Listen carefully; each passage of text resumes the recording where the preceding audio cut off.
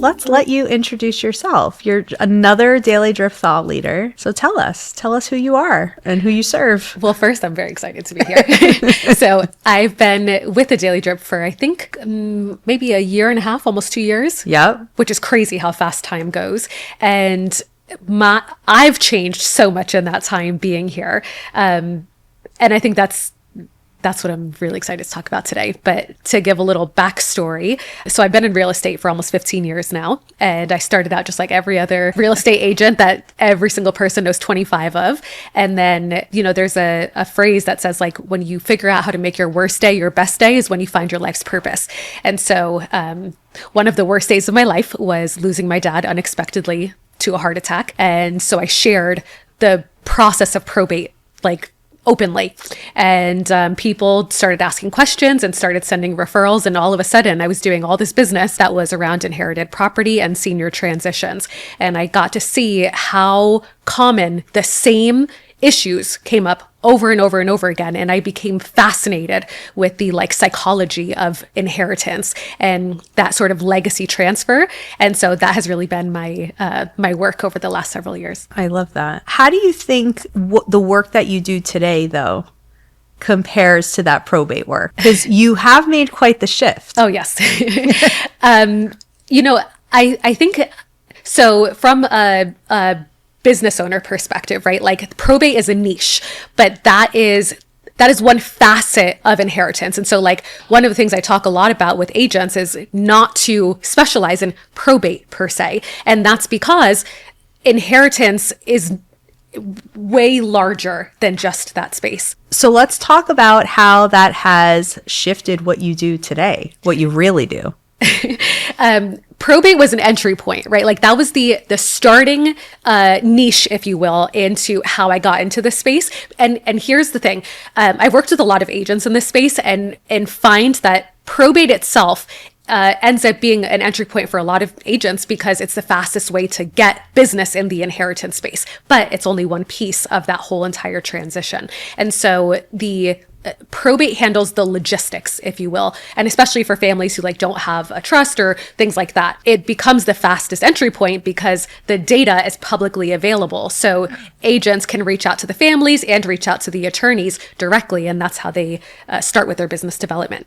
Then you start to realize that while probate is the fastest, easiest way into the business, all of a sudden, there's all of these extra elements that come along with this, right? So you have the families who maybe they did their estate planning. They followed the whole process exactly the way they were supposed to, and they have the documents in order, but the family still collapses. And so you start to realize that the logistics of probate are only one element of the entire experience. And so then you start looking at oh, well, that's not actually the paperwork is not the answer. That's just one aspect of the problem, if you will. And so that's when I really started digging into the psychology of human behavior and inheritance and looking at I call them dynasties, right? So the Rockefellers and the Vanderbilts and all these families that transitioned legacy really well, what did they do differently than the rest of us? And so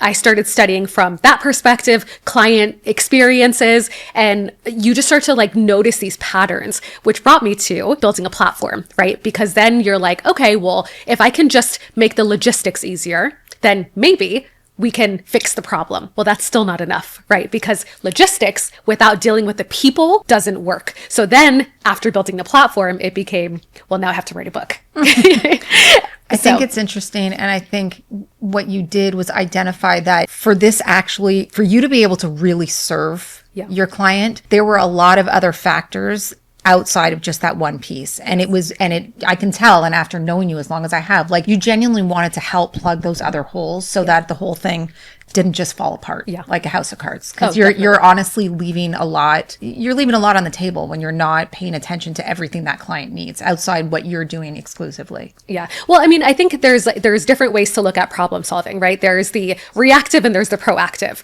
And so I refer to it as the inheritance industry. So that's like the wealth managers, the CPAs, the attorneys. They'll tell you that doing the estate planning is the proactive thing.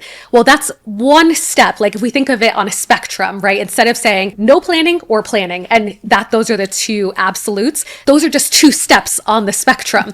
And so taking it even steps before that is the actual family dynamics. And if we can help families plan for and have better conversations and almost be better at regulating, and this is going to sound so crazy to like plug this in here, but regulating their nervous systems earlier in the process, all of a sudden the problems that the industry is trying to solve are not actually problems. They're just things that become part of the process, and it ends up being an overflow the earlier that we can solve the problem. Go upstream.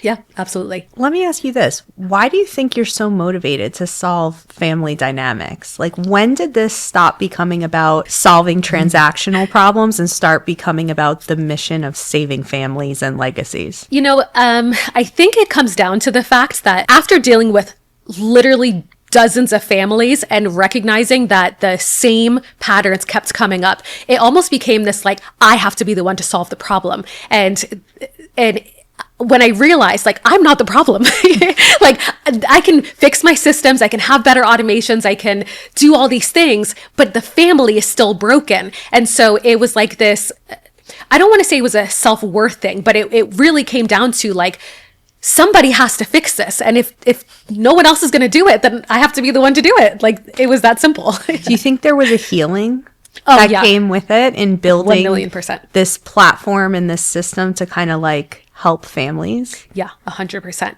I think that as you watch families either collapse or heal through the process, all of our families, like literally every single family I work with is like, my family's crazy. Like, you don't know what I'm dealing with. And like, we all have our issues. And I think even for myself, being able to bring my family into these conversations has healed things between my grandparents and my mom and her siblings, and like in ways that I never really expected. But it has been one of those things where I'm like, oh, we're doing like generational trauma work without even realizing it. That's amazing. Yeah. And so talk a little bit about your endeavor in building Heirloom, because that is very different than being an agent or having a team and just processing probate transactions. Yeah.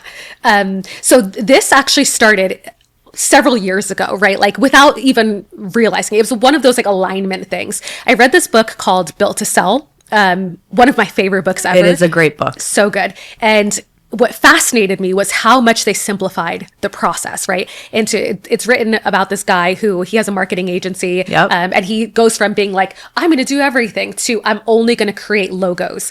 And so this whole concept of niching and the blue ocean strategy and all these like things came to the point where I said like, okay, I'm going to go all in on inherited property.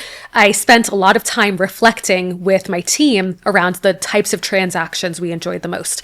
At the time, we were doing what I consider complex real estate. So probate, divorce, and distressed property.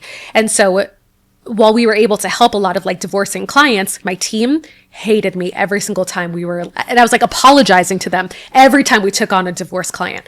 And so there was that, the distressed property. This was like when the market was still really strong and we didn't have much of that. And so it was like, okay, well, my own personal experience, I've seen the families that we can change the most are around inherited property. And so we decided to go all in and we rebranded, really focused around the experience and the system for serving families through inherited property. But once again, solving the transaction without solving the people doesn't actually fix the problem. It's just still a Band-Aid. And so we then decided like, okay, well, if we can only serve local families because we're a real estate team, I need to train other agents on our process. So we started training other agents. And so then they're like, well, this is still not enough. Like, we need more. And so then we built the platform and then we wrote the book. And here we are now as a doing. So then who is Alexa Rosario now? I would say I love that this is so uncomfortable for you because I can't tell you how many Daily Drip members and thought leaders and people I talk to are in exactly the scenario where their old identity doesn't quite fit anymore. Yes. But they're not exactly sure what the new one is, or it doesn't feel comfortable yet. No. But like, if I was on the outside looking in at you, who are you? In a business context, right? Like, up into it's interesting because the more I've solved families is the more that I've actually healed internally. And going back to that for a second is separating my identity from my business, right? So when you ask me, who am I? The version of me outside of my business and the version of me that leads my business are integrated but separate. And so in terms of business, there's like I'm going to be bold and say the words, right? Like, please, for the love of God, do it. So we're getting it on tape. Rolling. Who is Alexa Rosario? The inheritance industry category creator, the tech darling. Yeah. So no, like not taking on the tech bro identity. That's been really important to me. Like we're in tech, but you are not going to catch me dead in jeans, a blazer, and a t-shirt. Like not going to happen. So good, because that's my luck. just so we're clear, I mean, shit on and you first of all, you kill it. That's just not my style. So like, I mean, it's very strange to like put on these hats and to say like, oh, well, this is who I am. But I think it's one of these things where like when I decided that I didn't need anybody's permission to wear these hats, and it was like, I'm going to decide that this is who I am and I'm going to grow into that version. Giving myself the permission to do that has been really terrifying. Isn't that so interesting that because of your own belief system around what a tech founder should look like and who a tech founder is, you held yourself back from going in a direction and down a path that was organically happening to you. Yeah. You were building a platform. You built Heirloom. It is a tech platform. You wrote a book to support the people using the platform. You were becoming an author. I'm sure you have visions of what that looks like. Messy bun, glasses, on a laptop, like in a corner somewhere. You know, I think it goes way deeper than that because it was the hardest thing for me was letting go of the real estate agent identity. Like I've always said, I'm not just an agent, but being an agent was a very big part of who I was as a person, right? So like, it's literally the only career I've ever known. I started when I was 20. I never finished my degree because I was literally sitting in class getting leads and I'm like texting and the teacher's yelling at me for texting my clients. And I'm like, this is just not going to work. So it was like, I literally had to choose between my business or finishing my degree where I was learning in classes, things that like, I'm like, what you're telling me is not true because I'm literally experiencing it in my business right now. Like that's not helping me. So I ended up not finishing my degree. And so I started at 20 and throughout the last now 13, 14 years is like, that's been a huge part of who I've become as a human. And now letting go of that it's like that monkey bars analogy, right? Like you're like stretching for the next monkey bar and you're like, you have to let go of this one to reach the next one. But you're like, I don't know if I'm ready. And so reaching for that next one requires letting go. And that has been the hardest thing is giving myself permission to not be that and step fully into this new identity. You had a really kind of amazing approach to real estate in a time like, listen, we live in South Florida. You can't swing a cat, not hit a realtor. Everyone gets their license. But you really looked at it in such a serious way as a true business. And you built your career in it like a real business. Like ever since I've known you, even the way you talked about how you're training people, how you built a team, the way you operated was so entrepreneurial beyond just selling things that I think it's almost like this next piece that you stepped into was almost like a natural progression of like the next best thing for you. Yeah. You know, there's a lot of coaches in the real estate space that like are no longer in production, and the real estate industry gives them a really hard time because they're like, well, you're not selling houses, so how can you tell me how to do this? And that was, I think, a big part of like why I held so tightly onto, but I'm still in the business. Like I'm still working with clients, but like I felt like I was being ripped apart in two halves where I couldn't serve either side fully. So like taking this step to say like, look, I'm burning the boats and I'm no longer in production so that that I can focus on serving the industry as a whole. That was the shift, if you will, that I've been fighting for since 2020. It's interesting because we this is not the first time I've heard that this fear of abandoning a title or abandoning an identity or a work that you do because of it feels like you're erasing the credibility that comes with it. And I think that you really describe it well when you talk about the monkey bars, because somebody who's building a tech software that multiple hundreds of people are going to work off of and utilize it demands a level of presence and hands-on build. And that's a bigger problem that you're solving. You're not solving transactions anymore. You're not helping even a team solve transactions anymore. Now you're helping create a tool that everyone's going to use to make this whole process you're helping it better. Scale. Yeah. So here's what's interesting. So taking that a step further, right? Like I just went through an accelerator, and one of the biggest questions that you get asked when you're going through the fundraising, pitching process is like, they want to know, first of all, is the problem big enough? That's the first thing. The second thing they want to know is, why are you the right person to solve it, right? So the credibility piece, the background of real estate, having been through inheritance myself, all of those things help. But I would say the third thing is like the moat. How is it that another company can't come in and just steal the software and build what you're building, right? And that is the thing where the identity has to grow so exponentially that for you to build a tech company that is going to be successful, it's not like being a tech founder is not enough, because now you need to build the moat, and that moat comes from your audience. And so you're like, you go from like real estate agent, founder, author, speaker, and then now all of a sudden you're like, who the heck am I? I don't even know this person. And so there is this like this imposter syndrome of like, am I this person? Like, am I allowed to be this person? And you like look at yourself in the mirror every day and you're like, okay, I don't know if I'm doing this right, but I'm doing it and I'm going to figure it out as I go. And so the category creator concept, it comes down to like the blue ocean strategy, right? You guys are familiar with the book? Yeah, but why don't you explain it for the audience in case someone hasn't heard it? So the blue ocean strategy is essentially, it comes from this book where you think about in a saturated industry or saturated space. So I'm in real estate. You just mentioned you guys probably know 3,000 real estate agents. We are in the most competitive real estate market in the country, right? There is between Broward, Dayton, Palm Beach, our tri-county area, there are 90,000 real estate agents. Wow. So we have the number 1 and number 3 real estate associations in the country. California has number 2, but the fact that we have 1 and 3, like, come on now, right? Right. So it comes down to, if you're in a red ocean, there's sharks in the water, meaning you're competing against the biggest guys in the industry. They have insane marketing budgets. They have the brand recognition. Like, you're going to get eaten alive, and you're the only two things that you can compete on really are price or price. Price or price.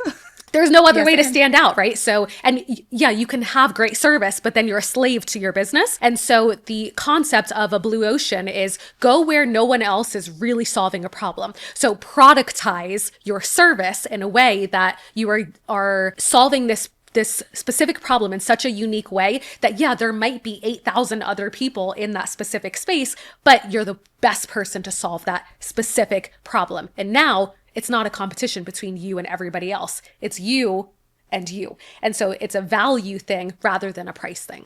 It's funny because that's exactly the strategy that I had in mind. And when Romi and I were looking to build the Daily Drip, I mean, we're talking media. Yeah. There's a million media platforms that are far bigger, have far more brand equity and value. But we decided, okay, we're going to make a media platform that works completely differently. It is going to be thought leadership powered. Yeah. Well, how do we do that? How do we make deadlines and make sure a newsletter goes out every week and make sure video content is constantly flowing and making sure we are constantly meeting the production deadlines that come with operating a true, authentic, rockin' media platform? We created a community to power it. And just the infrastructure it took to build an ecosystem that creates for us, by us content on deadline, high quality, meeting production standards. A lot of people think we have a community and we're a membership, or think we have this platform, or, we have a big audience. But no, what we have is a system. We created a framework that I would challenge anyone to try to recreate. It's incredibly hard to not have on-staff copywriters, journalists, in-house creators that you can demand meet certain outputs and deadlines, and it has totally impacted the quality of our voice, our brand. I think it's been a huge impact on the growth, but I think just you've done such a good job of really thinking through the problem you want to solve, how you want to solve it uniquely. And I think it's been interesting to watch you enter this new challenge, because we've watched you kind of emerge through all of that. Like, what am I going to solve? How am I going to solve it? It started with, I'm going to be the expert on probate real estate transactions. And then you went down that rabbit hole, and it just brought you to a new one where you were like, no, but we need more. The problem is too big. And I think, to watch you now reach the next crossroads and challenge of saying, am I really a tech founder? Like, I think that it's such like a beautiful journey to watch you kind of like come into yourself and realize that these are all just names and random titles. You've been this person that solves this problem all along, right? It's like Russian dolls. You just keep finding more and keep getting closer. Oh, absolutely. But I get it too, because it took me many years before I would even say I would tell people I was an entrepreneur. Like, she would look at me, she's like, I don't understand. Like, we have we've done so and much. I was like, oh yeah. Like, I'd sit in a room, they're like, anyone in here an entrepreneur? And I'd be looking around like, wow. I'm like, oh shit, that's me too. You're like, that's me too. Oh wow. Because I think when something that you are so passionate about and you're really just building with such a focus of what it is, you're less consumed or less like conscious to think of like, what do I identify myself as? Like, it doesn't matter.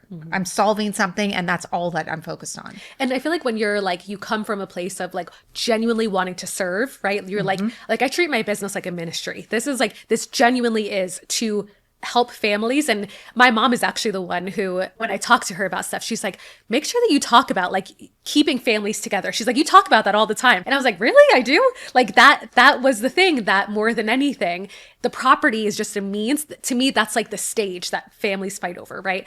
I went through the process of going through inheritance with my dad's business. And that is a stage that families fight over, but that is not the root cause of it, right? And so when you have this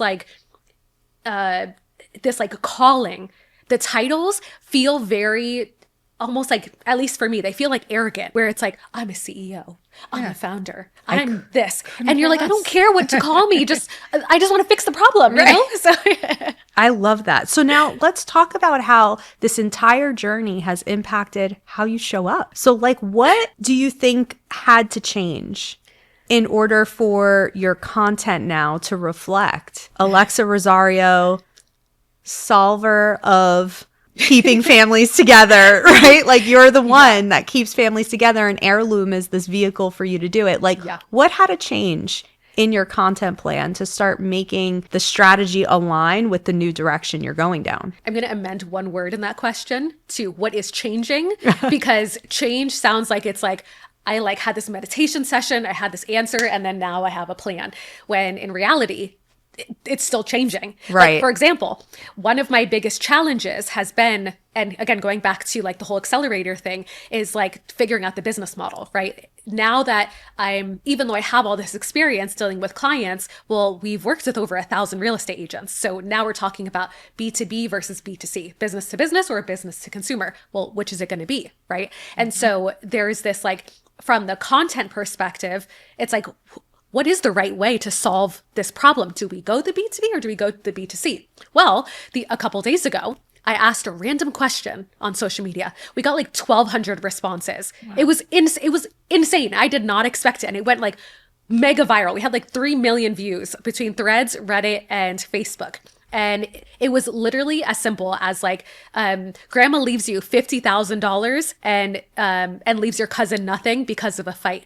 Like, what do you, or your cousin wants some, like, what do you do? And the opinions were so strong, right? And so then, like, I had this whole epiphany that, like, I don't have to choose business to business or business to consumer. Like, and this is where I think being flexible in the content strategy comes along, right? Because at this point, solving the inherited property is, again, one piece of inheritance. Our technology and our technology is built to do that. But the book is really about the inheritance process. I call it a legacy transfer because for some families, it's not about assets, right? And we think about legacy as bank account, property, business, funds, all of those things. So what I started to realize after this post went viral is I'm like, okay, well, let me ask a few more questions, see if people respond. People go, had another one, 1,000 comments. I'm like, this is crazy. I'm like, okay, people need to talk about this. So what do we do as a company to leverage this in a way that we systemize it, right? To your point. Okay, well, now evolving our newsletter so that we're going to ask the question, number one, then we do a recap. What are the common themes in the responses? Post goes crazy. People are like, wow, this is awesome. I love this. They're fun. Some of them are really funny, right? What surprised me the most, I think, was how many people developed amnesia. And they're like, cousin who? Money what? Right? I don't know what you're talking about. And so I'm like, okay, well, this is great. Then I come to this realization. People are responding with their stories. I've been through this. This is exactly what happened to me. And I'm like, oh, we need to talk to these people because the professional services industry talks all about the logistics, but they don't hear the stories of the families and how this actually impacts them. So I'm like, okay, week 2 is now going to be the story of the family that inherited it. Well, what do we do after that? Well, if there's all these common themes, there's professionals that can help them. How do we systemize that? I have an insane network of agents, attorneys, CPAs, grief counselors. Well, why don't we have one of them write a piece? Thanks to you guys, inspiration from Daily Drip, right? Write a piece to the heirs that helps them through this transition. All of a sudden, now we're like, oh, this is coming together.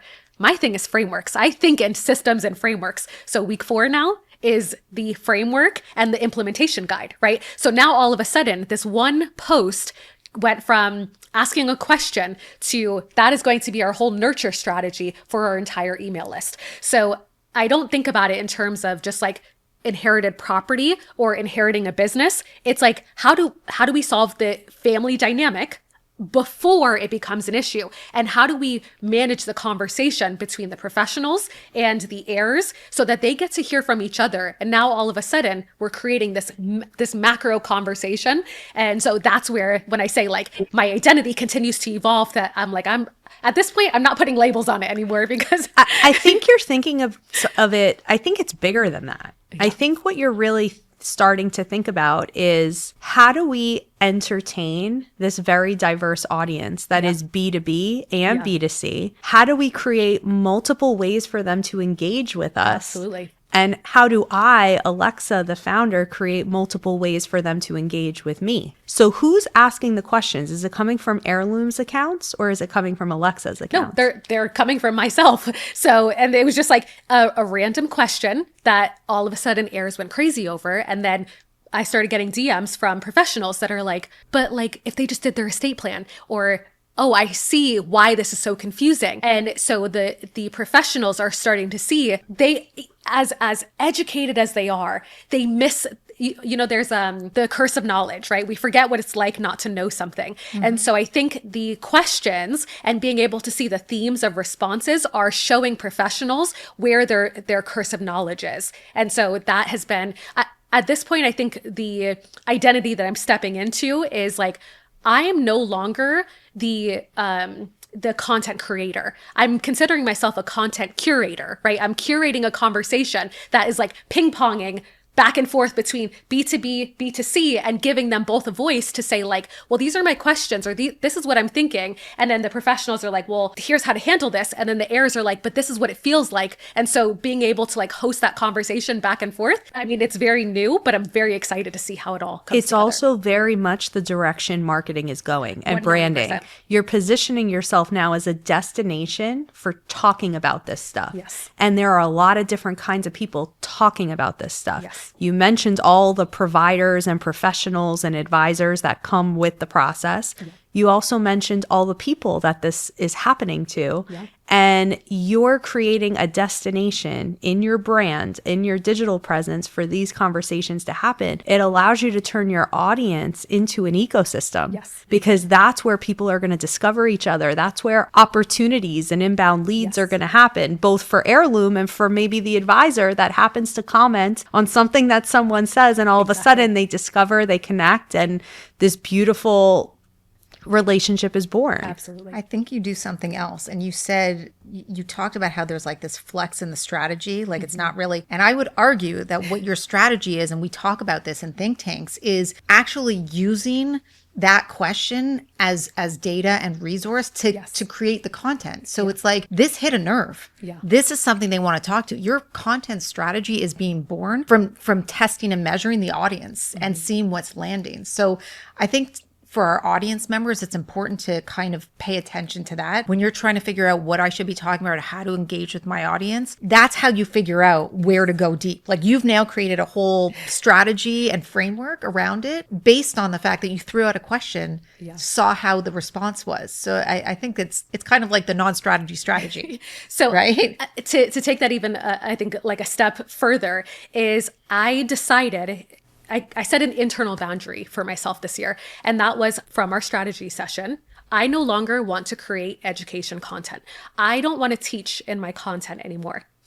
How was I going to do that? I have no idea. I just decided that like it's exhausting having to be the expert nonstop. And then it triggers like my fear of being seen, right? When you're constantly being the person that's like, I know everything. And you're like, but I don't know everything. So how can I sit here and tell people when I don't know everything, right? And so now, like, looking at this strategy of like, I don't have to know anything. Literally, all I have to do is create a place for the heir and the professional to come together and be able to inform each other and just give them the place to do it. And the technology now just becomes the logistical means for that transition to happen. And so then my next question, because I'm very much a, like, I need a goal to work towards. So I'm like, well, what am I building, right? We've talked a lot about this. Well, the questions turned into articles. That's the BuzzFeed model, right? That's how BuzzFeed exploded in the beginning, is they would ask questions, they would turn it into articles and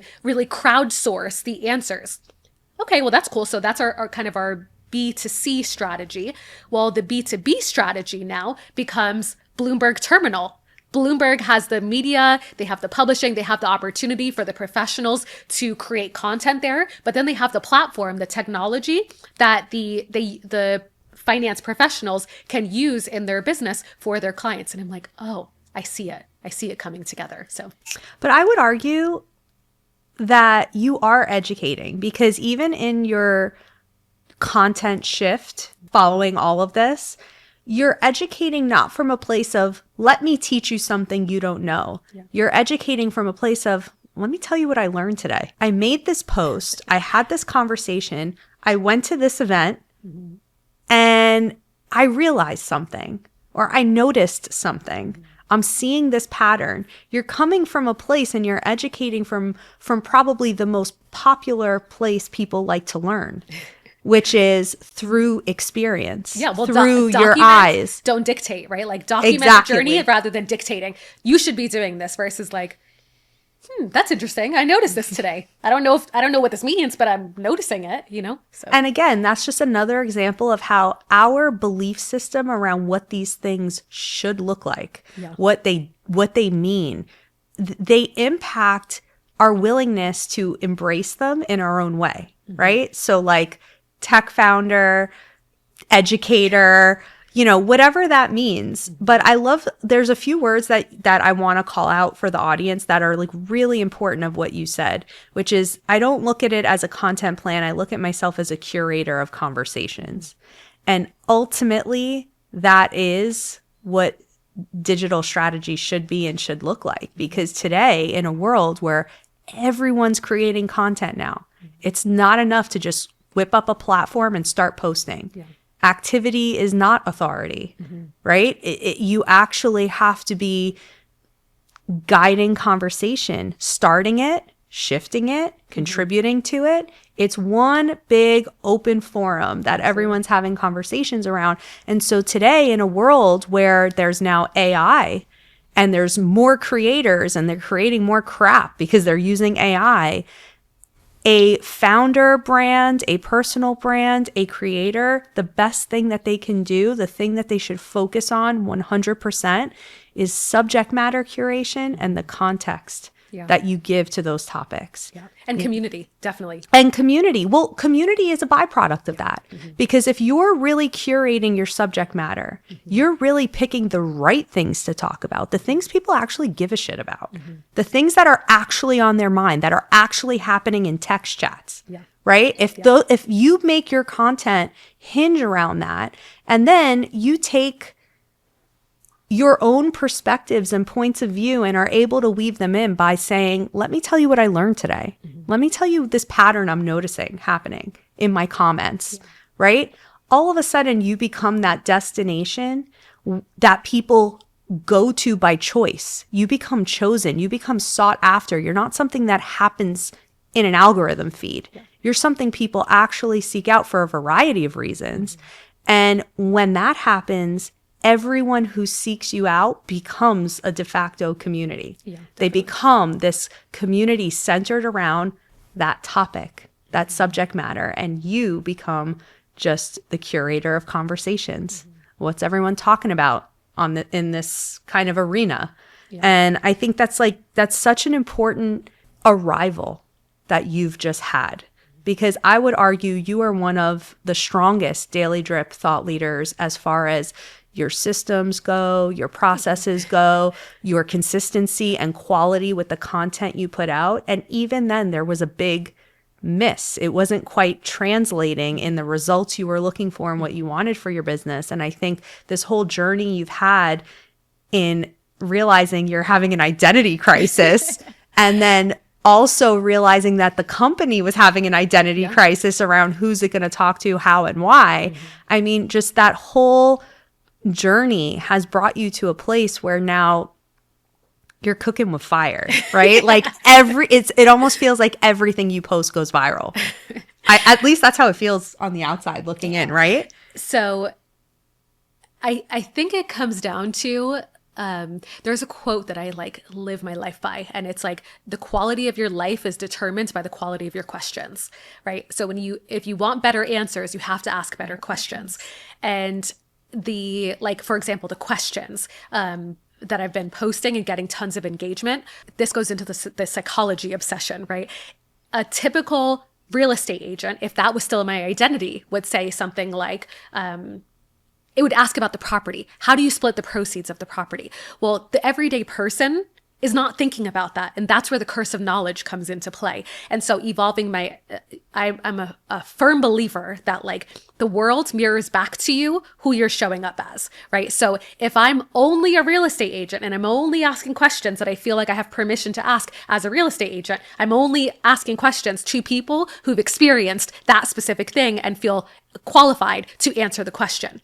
So then when it became about inheritance, right, and the platform, I started solving the problem a little earlier in the process. So I started asking questions a little earlier in the process. And so more people were able to do that. But now, being the category creator that I've so put my own crown on, if you will, now I'm asking questions that are like everyday people, whether you've been through it or not, you're going to have an opinion on it. And the questions being these ethical dilemmas, right? Not just is there a right or wrong, but let me highlight the tension between the different scenarios on this. That question that got like 1,200 responses there was no right or wrong answer, because if you inherit $50,000 and your grandma says, hey, I'm leaving this to you, and your cousin is like, can I please have some? Right?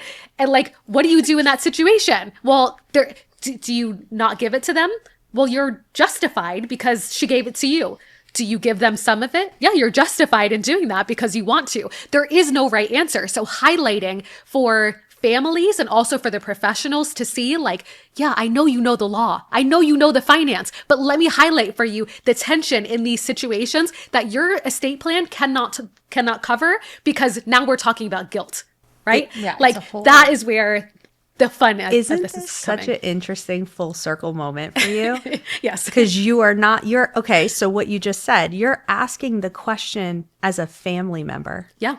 And your whole mission and the thing you're drawn to is keeping families together. Yes. And you went down this whole rabbit hole because your family went through all of this. Yeah. So how do you show up? How does Alexa show up online? What identity do you step into? It's really not tech founder. It's really not business builder. It's not agent. It's not advisor. No. You show up as Alexa, the granddaughter, the daughter, the sister, the cousin. And I think that is like, what a full circle moment for you. Yeah. Well, and this goes back to when I was saying like integration before, right? Like being I've been the heir, but I've also been the professional. And so instead of choosing between, am I the heir and that's who I'm speaking to, or am I the professional and that's who I'm speaking to? It's like, no, I've been both, but let me show you what everybody's missing. And so being able to integrate and not say either or, but instead say both and, that is where I think the virality that I'm seeing is coming from, is being able to say, I'm just going to show you guys what everybody's missing. That's I think you identified that they're not mutually exclusive. No. And I think what's really, I'm always a fan of this approach, but the fact that you're really looking at the professionals to help them serve people better. Yeah. Like you kind of identified, like, it's not enough for me to be talking to the people in the situation. This problem doesn't get solved like that. This problem gets solved when I educate my peers on how they should be thinking about this, on how they should be talking to their clients, and helping and showing them how this conversation and how what you're sharing with them is only going to help them be more successful and do better for their clients. Yeah. That's a big thing. That's massive. Yeah. So let me ask you, with all of this shift in your content, right? Your identity, your founder brand now, and everything that you're doing, how do you measure the success of your content? Is it because the post goes viral? Like, what to you is like the signal that like this was a home run? So I look at I've learned this over the years, like, because I've built communities, I've built brands, I've built other businesses, and it's taken me a long time to not say there's one metric of success or failure, but instead to look at it in phases. So a lot of times I talk about it in like top, middle, bottom of funnel, but really it comes down to like, in order for you to serve people well, especially if you have a high ticket offer, you have to have people in your ecosystem to sell to, right? But then, so we take that, you have like the people who you can convert, if you will. That is considered the bottom of the funnel. At that point, the metrics that you're tracking for is like revenue and conversion rate of like closing. You take it a step further to, well, if I'm going to close people, I need people who I can sell to. That's your middle of funnel. Traditionally, that's I'm going to educate these people, right? And that's where the education content comes from. A lot of professionals who create content here, they have raving fans who are in their ecosystem and a lot of times in their own industry, but they never grow because they're only creating education content. Until somebody is experiencing that thing, they're not going to find that content. But at that level, you're looking at like email list opt-ins. You're looking at the engagement rate of your content. But if we take that a step earlier, that's the audience building, where and I know that there's so many people who are like, you don't need a big audience. I'm telling you, it is so much easier when you have a qualified buyer pool to sell to and you build the audience first. All of a sudden, when you create the education, nurture content, and then you go to sell them, like it becomes simple math. So right now we've been focused on audience building. So the virality, audience growth, those are the metrics that I'm focused on right now, and getting those people onto my email list. So if those three things are happening, then we're successful right now. I have some like goal metrics for list growth that once my audience hits a specific number, then we start working on the other things. That's kind of Daily Drip-esque a little bit. No, it really is how we started and moved along. Audience. Yeah, because you need to have a group of people that you can talk to about things, that you can begin to educate. And then those people that raise their hand and say, yeah, I want to learn, those are the ones then you go to sell to. Yes. You see a lot of people selling prematurely in content. They're building trust prematurely. People don't even know them, don't even like them, but they're already trying to educate them, right? Like it's a whole process of kind of like casting a wide net on something that everyone can relate to. That's why they call it hooks, right? Hooks, yeah. And then bringing them in deeper through education and trust building. And then saying, if this is a problem you're ready to solve, I'd love to help you with that. I just want to add like one quick thing to that. The mistake that I've made in the past, and this is where like self-reflection comes in, right? I have seen this in myself almost every single time as I build the audience. And then I'm like, okay, now I have people I can nurture. And I build deep, meaningful and great relationships with that audience. And I stopped doing the growth content. And so now I have this pool that I'm nurturing, right? And then I convert a small portion of those and I'm like, yeah, I did it. But I stopped doing this. So this stops working. And now the sales stop happening. When now, like looking back, I'm realizing the growth content can never stop, because the second you stop feeding your funnel is when everything else collapses. Absolutely. And we've experienced it ourselves at the Daily Drip. Like you cannot take your foot off any three pedals. No. It's about, you like add a lever, but you cannot take away once you add. Correct. Absolutely. Yeah. Because it keeps the flywheel spinning. Yes. It constantly keeps the flywheel spinning. I love that. So let me ask you this. When you think about your personal brand, because at the Daily Drip, that's what we're all about. We're all about helping people find their voices, Absolutely. Building their personal brand. And you reflect on your journey, like, what's your ultimate goal? What are you in pursuit of? I think it comes down to keeping families together. That is the most authentic thing that I can say, is like healing my own family and seeing how, and we're not perfect, we're still crazy, but like healing my own family and then giving families the tools to do that, the tools, the resources, the infrastructure to do that. If we can keep families together through this transition, they're like, and let them know that there's a better way to do it, I feel like that I've left my mark on the world. So let me ask you this. You're part of the Daily Drip now for, what did you say, almost 2 years? I think it's 2 years, yeah. In your journey with us, as you've been navigating all this, has there been something that has really surprised you, either about yourself or about the journey of building this? So much. But I think the thing that stands out the most is, like, I've been creating content for a long time. Like when I started in college, I started in real estate with an email list that I built on accident when I was involved in student government. And that I took that list and that became my first email list that I was marketing to and getting leads from, right? So like content building has been something that I've done my entire career, a lot of times without a strategy, just kind of like, I think this is right. But I think here, what it's given me the most is, first, the phrase like, sometimes we need to be reminded more than we need to be taught is what comes to mind. And second is the community, right? I talked about my fear of being seen and that imposter syndrome. And that doesn't go away. Like it literally never, at least for me. It just changes. I don't think it goes away when you're the kind of person that's constantly pushing yourself beyond, yes. Right? Because the second you start to get a little bit comfortable and that confidence comes, you're already thinking for the next. Yes. And I almost want to flip that perspective into being called to the next level, right? Because it's not like there's a difference between being like, okay, what's next? And being like, I'm seeing this and like I'm recognizing that there's something we can do to serve this. To me, that feels more like a calling than trying to push the rock uphill. You're literally being like dragged up and you're like, I don't know if I want to go. No, but I think when I think back to Spark, yeah, you were one of our Spark speakers. And I think when we started doing the open enrollment for Spark 2026, and it was right at this time when you had realized, oh, my identity is shifting. Yes. My calling is bigger. Yes. I'm going to go with this. Yeah. That was right when you raised your hand and said, I'm going to do Spark this year. Yeah. And I think just seeing you become a speaker, Yeah. that's new for you, a new content metric that you're doing, right? Like you never really were speaking in the way you are now. No. Yeah. I mean, like I've run programs, I've done all the things that are like